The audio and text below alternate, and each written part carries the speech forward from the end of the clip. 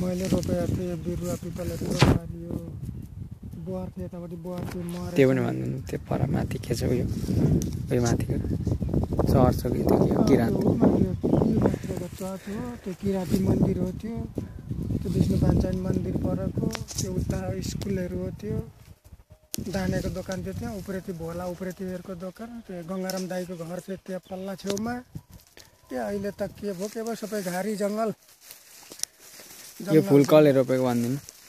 यो फुलहरू पनि यहाँ मेरा ससुराली थिए ससुरालीले रोपेको फुल अझै फुलिरहेको छ तुलसीको बोट अझै रहेछ एक दुईवटा घर यति लामो थियो सबै घारी जङ्गल यहाँ पर्छ तेल काण्ड त्यहाँको झिकेर लगाएर सकेर त्यही हो हामीले रोपेको फुल हाम्रो डाँडा होइन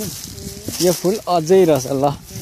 यसलाई बधाई छ यो फुल मैले माथिबाट ल्याएको थिएँ नि त यो तल काटै पनि कति नलिएर यतिको आएर मजाले फुलिरहेको छ कस्तो मजाले फुलेको छ घारी जङ्गल भएको छ नि त सबै जङ्गल त्यो के अरे उहाँबाट आएको उसको घर यहाँ होइन कहाँ थियो कि क्या होइन यो सन्तहरूको घर हो यो होइन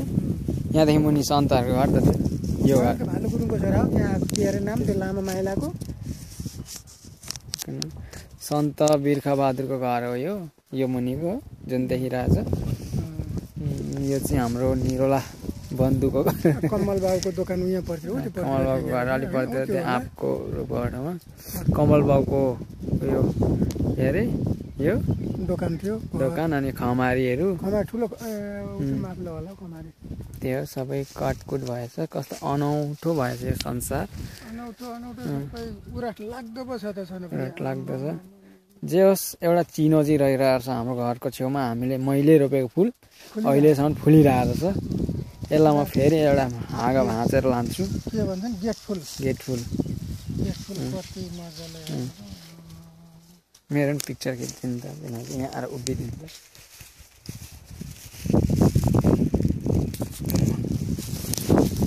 फुल भयो त्यो फुल समातेर मैले रोपेको फुल आज 6 वर्ष पछाडि आएर मैले नि पक्रिनु पाएँ धेरै खुसी लाग्छ मलाई के मजाको देखिँदो रहेछ यसलाई म अर्को ठाउँमा पनि सार्न लाँदैछु उसको बिरुवा ठाउँ छोडेर रुन मुन लाग्छ कहिलेकाहीँ रोपेको फुलहरू अझै बाँचिरहेको छ यो फुल मैले नै रोपेको यो चाहिँ एकदम सम्झना छ मैले कतिखेर रोपेको भन्ने कुरो म सानो हुँदाखेरि बाँस बोक्न गएको थिएँ बाँस बोक्नु नसकेर फुल ल्याएर रोपेको थिएँ अहिलेसम्म सम्झना रहेछ यो फुलको फुलिरहेको छ नि त कति मजाले यसको हाँगा भाँच्छु र लिएर जान्छु फेरि उही रोप्नु त्यो पेडाको भाँचेर हाँगा सर्छ नि यो त हाँगा सर्ने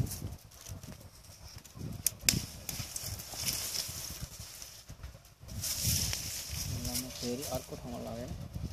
रोपेर जगाउँछु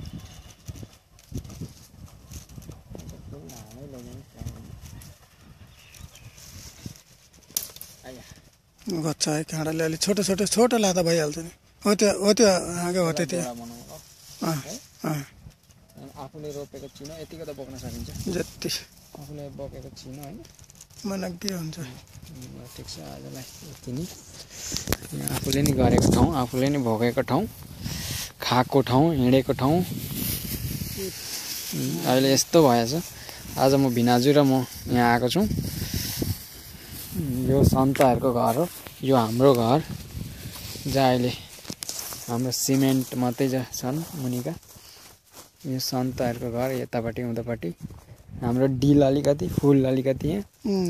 अनि त्यसपछि मुनतिर सन्तहरूको घर रहेछ यहाँ अहिले कोही छैन जङ्गल जस्तो भएको छ अब 4 वर्ष फेरि पछाडि आउँदा चाहिँ यो ठाउँ चिनिने रहेनछ एउटा पिपलले गर्दा चाहिँ अलिकति चिनिने रहेछ